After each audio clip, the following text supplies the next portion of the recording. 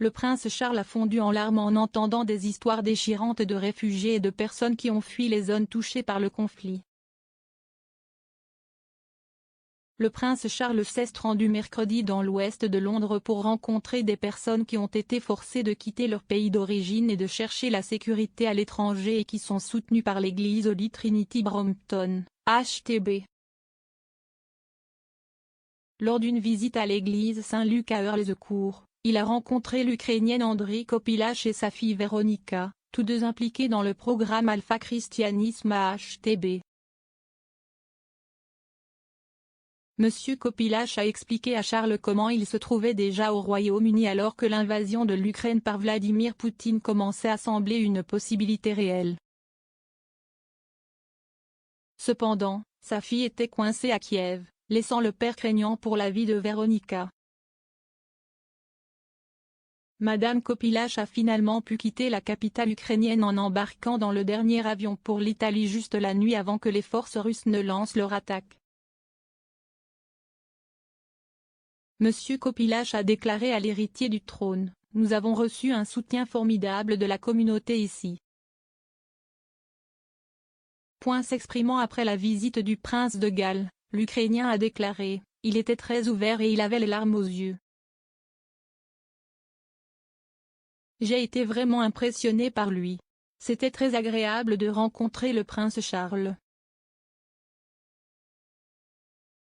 Il était vraiment ouvert et était vraiment informé de la situation. » Au cours de la visite, le prince Charles en a appris davantage sur les services mis en place par HTB, notamment des cours d'anglais et des soins médicaux, pour aider les personnes fuyant le conflit ukrainien et l'Afghanistan.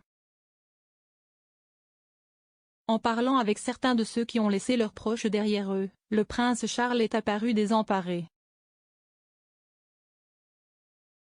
Il a dit à une mère qui se souvenait des personnes qu'elle avait laissées dans son pays natal, « Je ne peux tout simplement pas le supporter.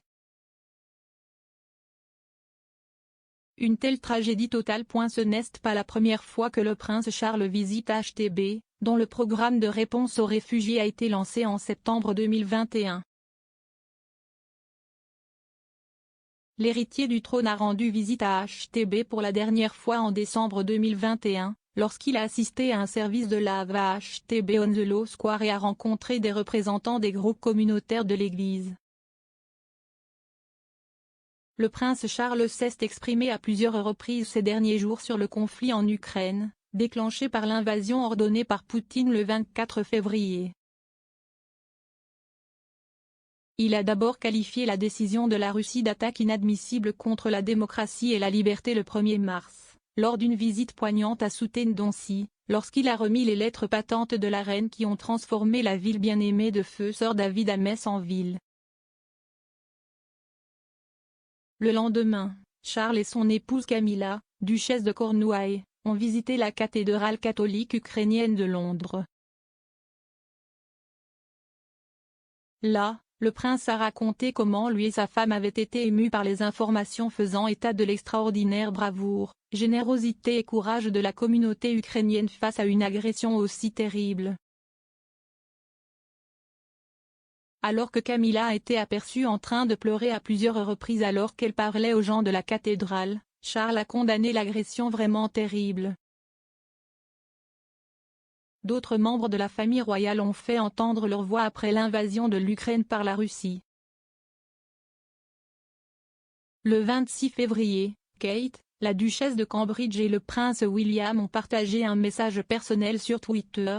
En octobre 2020, nous avons eu le privilège de rencontrer le président Zelensky et la première dame pour connaître leur espoir et leur optimisme pour l'avenir de l'Ukraine.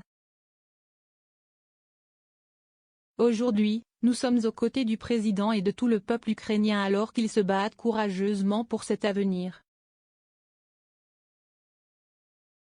Le 9 mars, les Cambridge se sont rendus au Centre culturel ukrainien de Londres pour en savoir plus sur les efforts déployés pour soutenir les Ukrainiens au Royaume-Uni et dans toute l'Europe compte tenu des circonstances actuelles.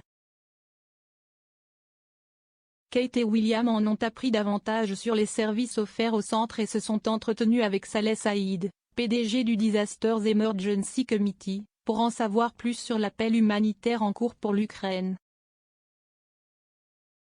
La reine aurait fait un don généreux à cet appel la semaine dernière.